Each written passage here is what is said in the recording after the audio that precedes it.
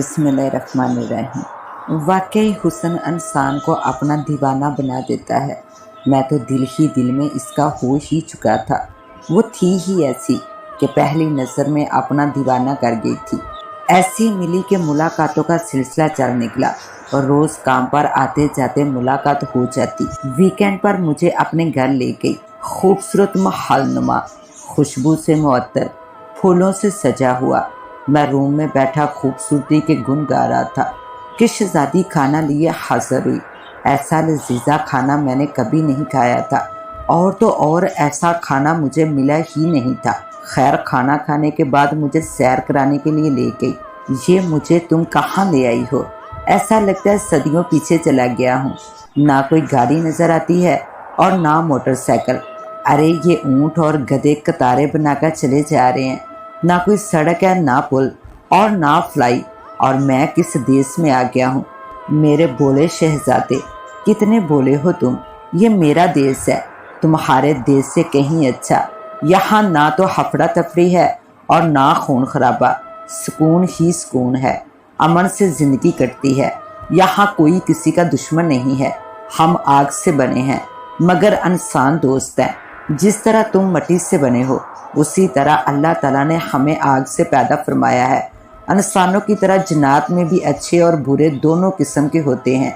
तुम घबराओ नहीं, मैं तुम्हें हर आफत मुसीबत से महफूज रखूंगी। तुम्हारी हिफाजत मेरे ज़िम्मा हुई। तुम मुझे अच्छे लगे हो, मैं तुमसे प्यार करती हूँ। बस तुम मुझसे शादी कर लो, ऐश की ज़िंदगी गुजरेगी तुम्हारी। बस तुम मेरे हो जाओ। ज़माने की हर चीज़ तुम्हारे कदमों में लाकर रख दूंगी। तुम्हारी हर खुशी पूरी होगी। वो बोलती जा रही थी और मैं पसीने से शराबूर था। खौफ के मारे मेरा अंग अंग कांप रहा था। ये मेरे साथ क्या हो रहा है? कुछ समझ नहीं आ रहा था।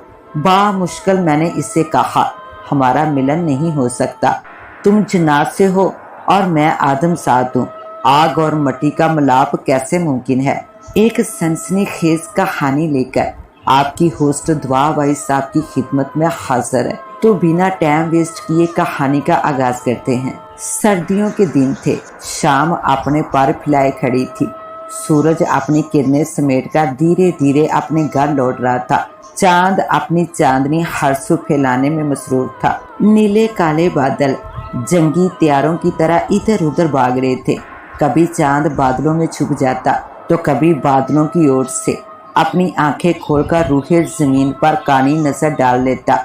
मैं खाने से फरागत पाकर घर से निकलने को तैयार था। सर्दी जोरों पर थी।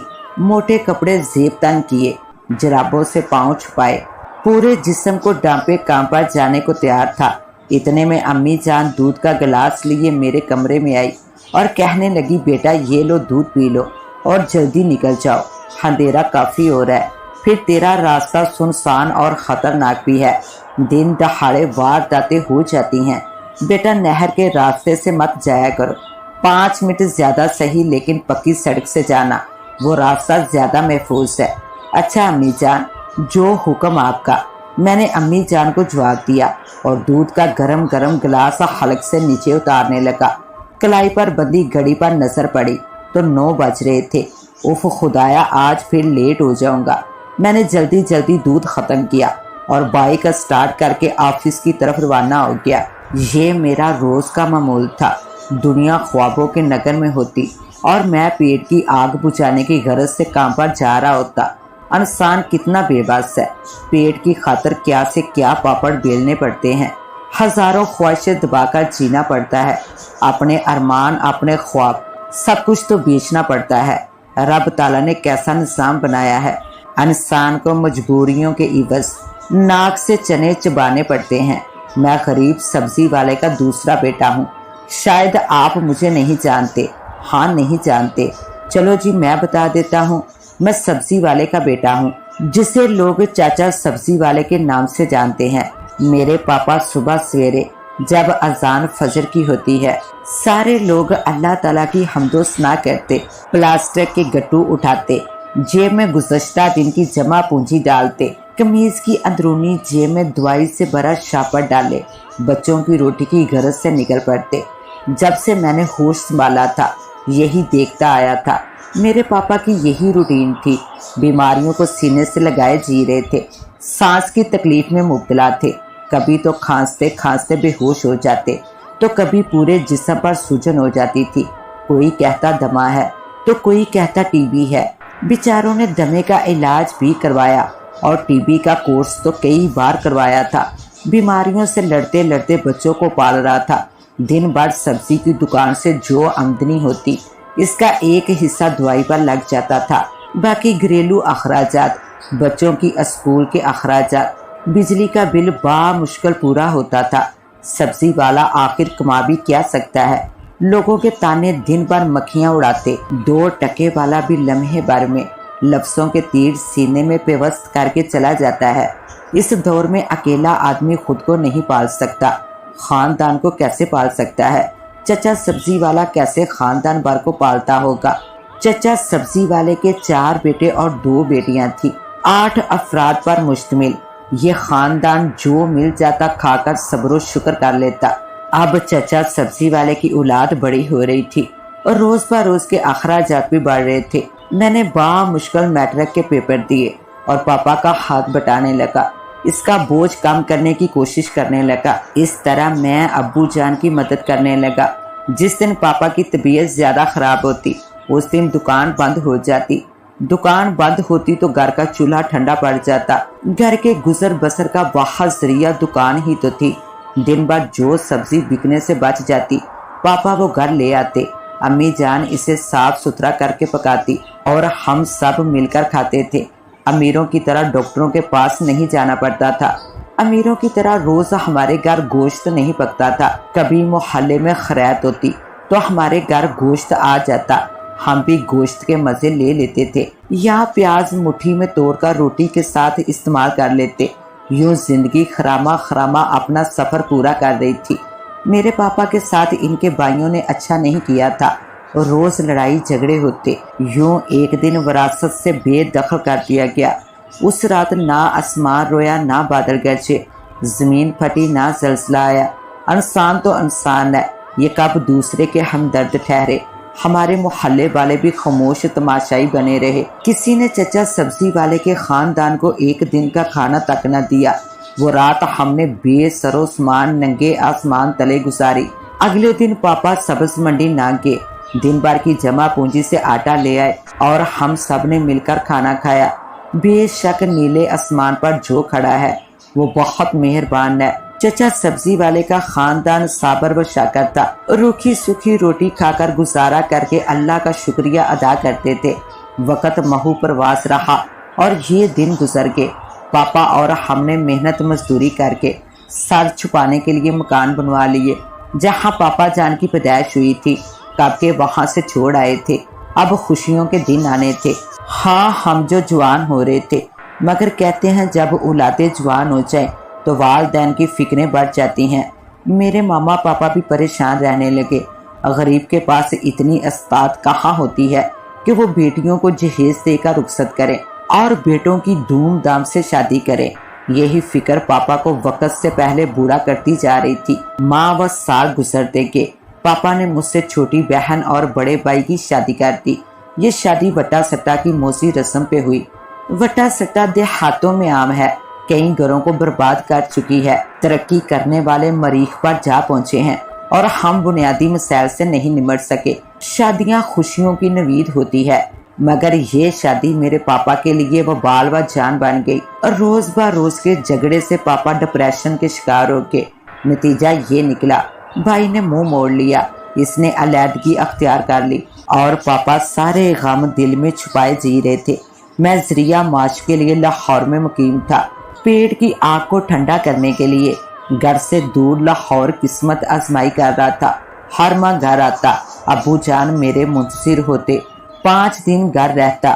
ان 5 دنوں میں جو وقت میسر آتا پاپا کے ساتھ ہی حال بحوال ہوتا۔ میں ان کے چہرے کو تکتا رہتا۔ ان کے چہرے پر جوڑیاں پڑ گئی تھی، وقت سے پہلے بوڑھے ہو چکے تھے اور بیماریوں نے انہیں دیمک کی طرح چاٹ لیا تھا، ہڈیوں کا ڈھانچہ بن گئے تھے۔ ایسا لگتا تھا جیسے روبوٹ سے کسی پتلی کو چلایا جا رہا ہو۔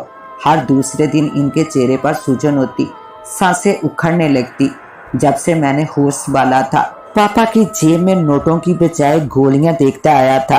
बेटा, जिंदगी का भरोसा नहीं है, आज है कल नहीं है, तुम घर क्यों नहीं आ जाते? पापा, वहाँ अभी अभी नौकरी मिली है, आपको मालूम तो है कितनी जदोजहद की थी तभी ये नौकरी मिली है।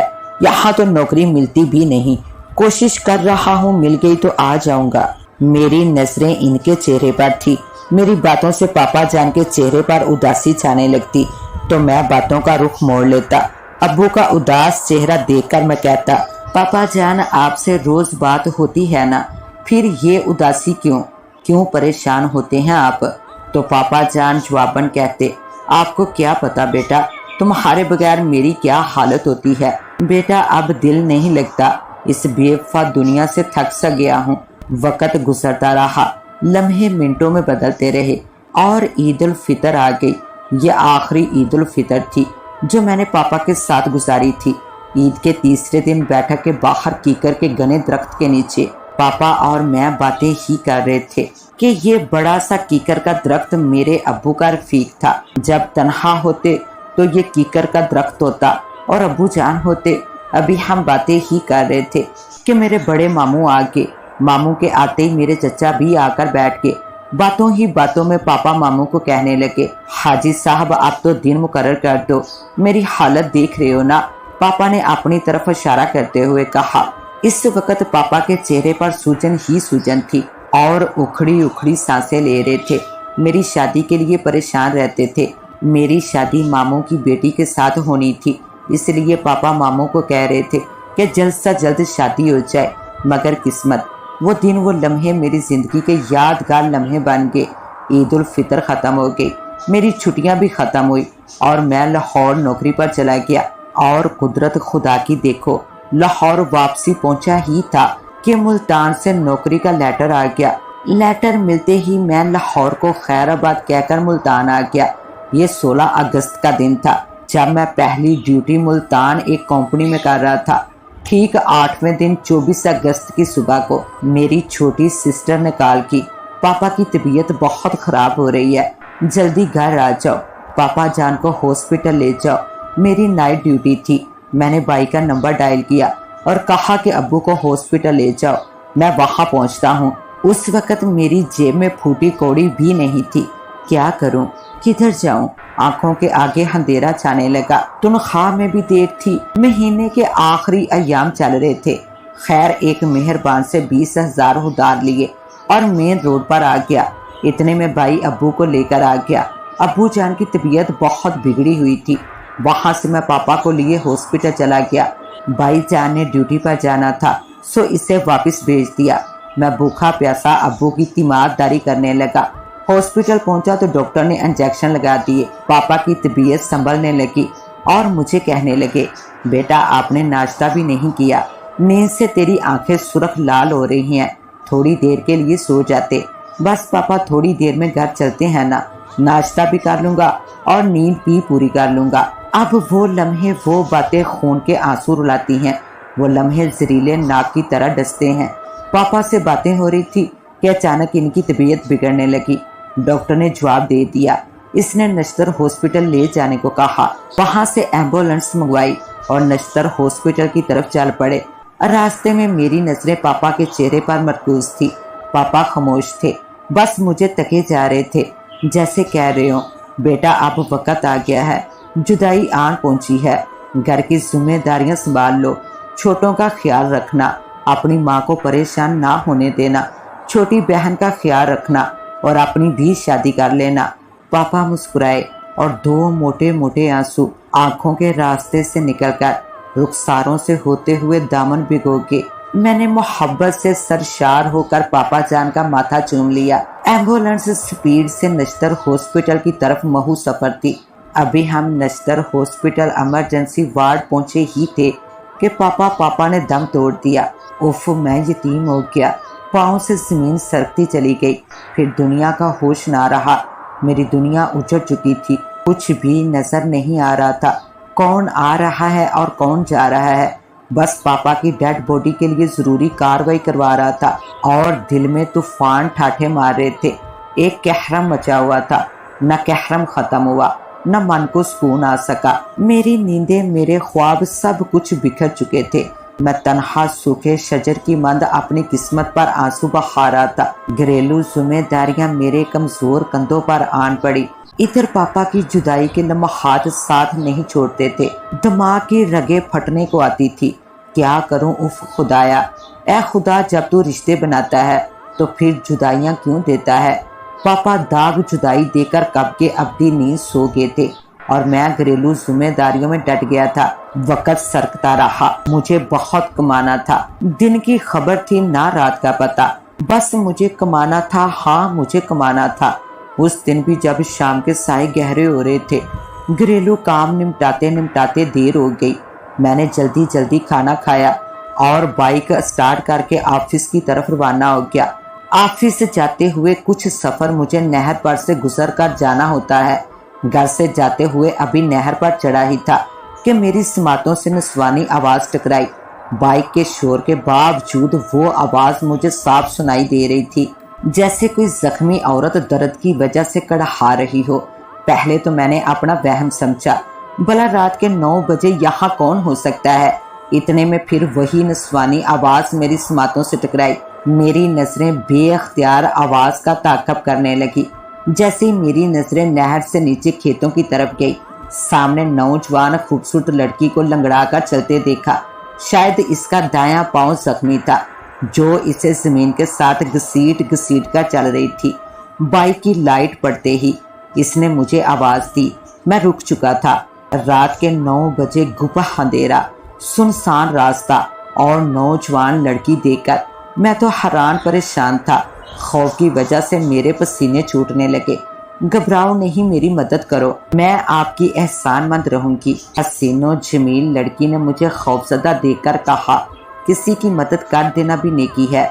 मेरे दिल में एक ख्याल सा आया और मैं बाइक से नीचे उतर आया। सामने रात के फैलते अंधेरे में चमकता मुखड़ा खड़ा था। इतनी खूबसूरत लड़की मैंने पहले कभी नहीं देखी थी, जिसके माथे पर दर्द की वजह से शकन पड़ी वासिया नजर आती थी। आंखों से आंसू बहकर रुखसारों पर निशान छोड़ गए थे। हसीन चेहरों पर आंसू अच्छे नहीं लगते। मैंने सोचा ही था, ऐ अजनबी, मुझे घर छोड़ दोगे ना। मैं सोचो के नगर से बाहर आया। बेसाख्ता कहा, क्यों नहीं, जरूर, कहाँ जाना है आपने। मैंने इस लड़की से पूछा। बस करीब ही मतलब सामने जो बस्ती है जहाँ लाइट चल रही है, वहां तक जाना है मुझे। इसने नाक की सीध में इशारा करते हुए कहा। ओके, मैंने हामी भरते हुए जवाब दिया। हसीन महजबीन मेरा सहारा लेते हुए मेरे पीछे आ बैठी। दूसरे लम्हे बाइक स्टार्ट थी। जैसे इसने मेरा सहारा लिया, करंट का झटका सा लगा, जैसे मैंने बिजली की नंगी तार को हाथ लगा लिया हो। मेरे जिस्म से चिंगारियां सी उठने लगी। मैंने बातों का सिलसिला बढ़ाते हुए इससे पूछा, रात के इस वक्त वो भी अकेले, और पाँव को क्या हुआ है आपके, जो लंगड़ा कर चल रही थी। मैं दादी माँ को घर छोड़कर बेख्याली में अपने घर जा रही थी कि अचानक ठोकर लगी और मैं गहरे गड्ढे में गिर गई। फिर मुझे कुछ होश न रहा। वाकई नहर के किनारे से हटकर गहरा गड्ढा था, जिसे मैं बरसों से देखता आया था, लेकिन ये पहला मौका था जो कोई इसमें गिरा था। होश आया तो शाम हो रही थी। मदद के लिए पुकारती रही, मगर कोई भी इधर से ना गुजरा। मैं काफी देर के बाद खुद को गड्ढे से निकालने में कामयाब हुई थी और पाँव को घसीटते घसीटते घर जाने की कोशिश कर रही थी कि शुक्र है आप आ गए, तुमने मुझे लिफ्ट दी। मैं आपका ये एहसान जिंदगी भर नहीं भूलूंगी। इसकी बातें मेरे दिलो दिमाग पर हैवी थी। मैं इसके शहर में डूबता गया। क्या हसीनो जमील लड़की थी। हुस्न इसके अंग अंग से टपक रहा था। खूबसूरत खदोखार, क्या तारीफ करूं। हीरा थी हीरा। अपनी 22 साला जिंदगी में इतना हसीनो जमील चमकता चेहरा नहीं देखा था। हम धीरे धीरे महू सफर थे। मेरा खौफ खत्म हो गया था। चंद लम्हे पहले जो पसीना पसीना हो रहा था, अब खूबसूरत लड़की का साथ पाकर खुश था। हम महू गुफ्तगू थे। इसकी मीठी मीठी बातें अपना दीवाना बना रही थी। इसकी बातों में चाशनी थी, मिठास थी, एक सुरूर था। मैं इसकी सोचों में गुम बाइक चला रहा था। हुसन की शहजादी ने तो करीब ही बस्ती का कहा था, मगर सफर था कि खत्म होने का नाम नहीं ले रहा था। दो लाइटें जलती नजर आती थी। जहां से चले थे वहां भी ऐसी ही दिखती थी। इसने तो कहा था बस करीब ही है, लेकिन फासला था कि खत्म होने का नाम नहीं ले रहा था। इसकी बातों में इतना महू था कि इसका नाम तक ना पूछ सका, ना इसकी बस्ती का नाम पूछ सका। मैं तो इसके शहर में डूब चुका था, मुझे कुछ याद नहीं रहा था। बातों में इतना महू थे कि इसने मुझे रुकने को कहा, बस यही उतार दो। मैंने सामने देखा तो खूबसूरत महलनुमा इमारत थी। फिर मिलेंगे ओके। हाथ के इशारे से बाय कहकर वो अंदर चली गई। मैं इस महल को बगौर देख रहा था। ऐसा महल तो मेरे रास्ते में नहीं आता था। ये मैं कहाँ आ गया हूँ? अभी यही सोच ही रहा था कि मुझे गनूदगी महसूस हुई और फिर अंधेरा ही अंधेरा था। पल भर में पहले वाली रोशनी खत्म हो चुकी थी और अंधेरा अपनी चद्दर हरसू फैला चुका था। इससे पहले कि मेरा दिमाग मौफ हो जाता, थोड़े ही फासले पर ऑफिस जाने वाली सड़क नजर आ गई। उफ मेरे खुदाया, ये मेरे साथ क्या हो रहा है? मैंने अपनी तमाम तर तवानाई यकजा की और ऑफिस की तरफ बढ़ गया। ऑफिस पहुंचकर मामूल के काम निपटाने लगा। कई दिन गुजर गए। मैं इस वाक़े को भूल ही गया था कि ऑफिस से वापस जाते हुए अचानक वो हसीन महजबीन मेरे सामने आन खड़ी हुई। ए अजनबी, भूल गए ना मुझे? लेकिन मैं भूलने वाली नहीं हूँ। आप तो मेरे दिलो जान के तह खानों में उतर गए हो। वाकई हुस्न इंसान को अपना दीवाना बना देता है। मैं तो दिल ही दिल में इसका हो चुका था। वो थी ही ऐसी कि पहली नजर में अपना दीवाना कर गई थी। ऐसी मिली कि मुलाकातों का सिलसिला चल निकला और रोज काम पर आते जाते मुलाकात हो जाती।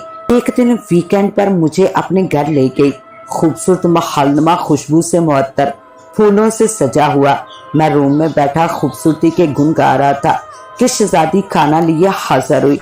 ऐसा लजीजा खाना मैंने कभी नहीं खाया था और तो और ऐसा खाना मुझे मिला ही नहीं था। खैर, खाना खाने के बाद मुझे सैर कराने ले गई। ये मुझे तुम कहाँ ले आई हो? ऐसा लगता है सदियों पीछे चला गया हूँ। ना कोई गाड़ी नजर आती है, ना कोई मोटरसाइकिल। अरे ये ऊंट और गधे कतारें बनाकर चले जा रहे हैं। ना कोई सड़क है, ना पुल और ना फ्लाई। और मैं किस देश में आ गया हूँ? मेरे भोले शहजादे, कितने भोले हो तुम।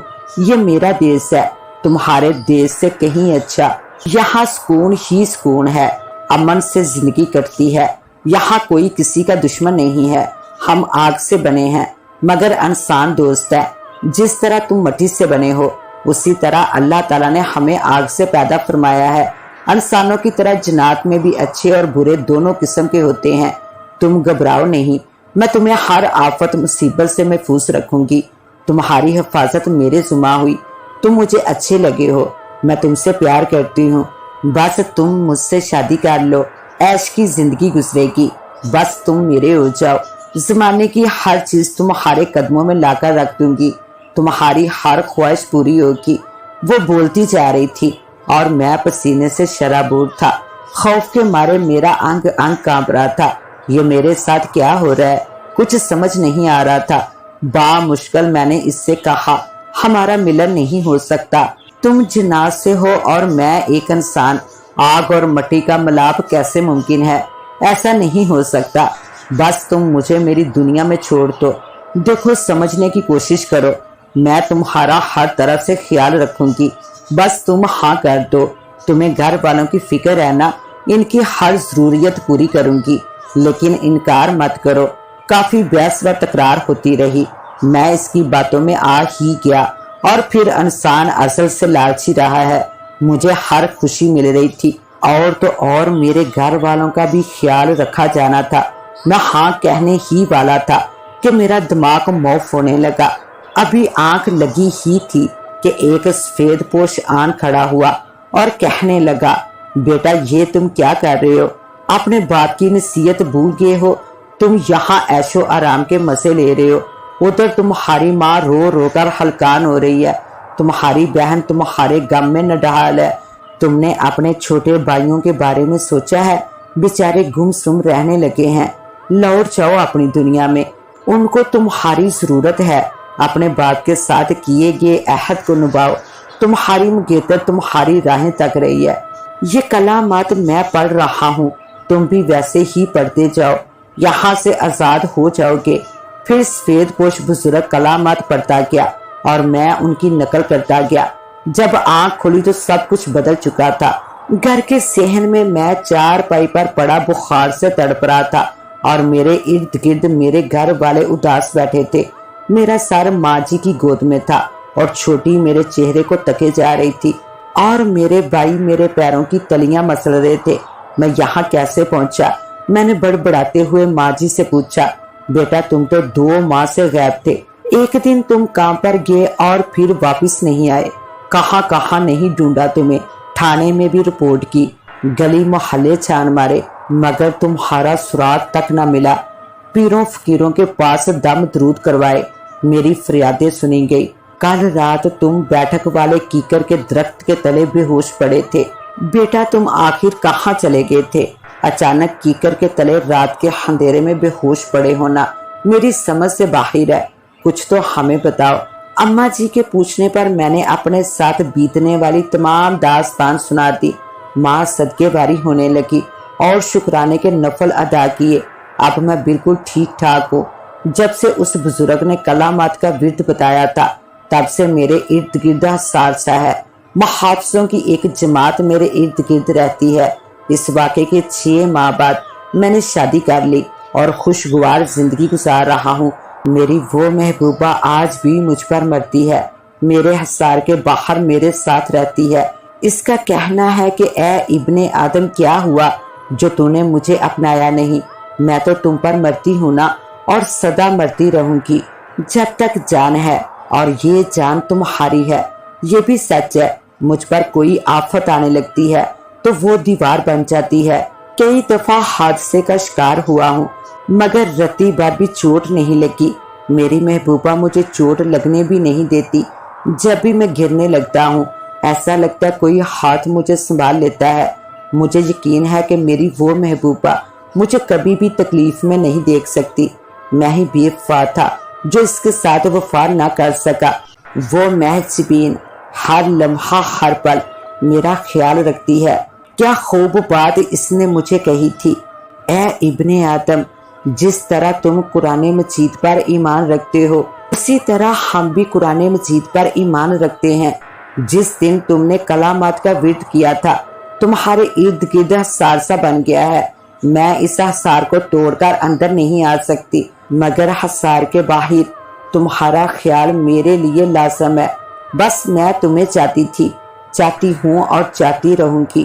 میری محبت ہمیشہ سایہ بن کر تمہارے ساتھ ساتھ رہے گی، کیونکہ محبت کرنا جرم نہیں ہے، محبت تو عبادت ہے اور میں نے عبادت کی ہے۔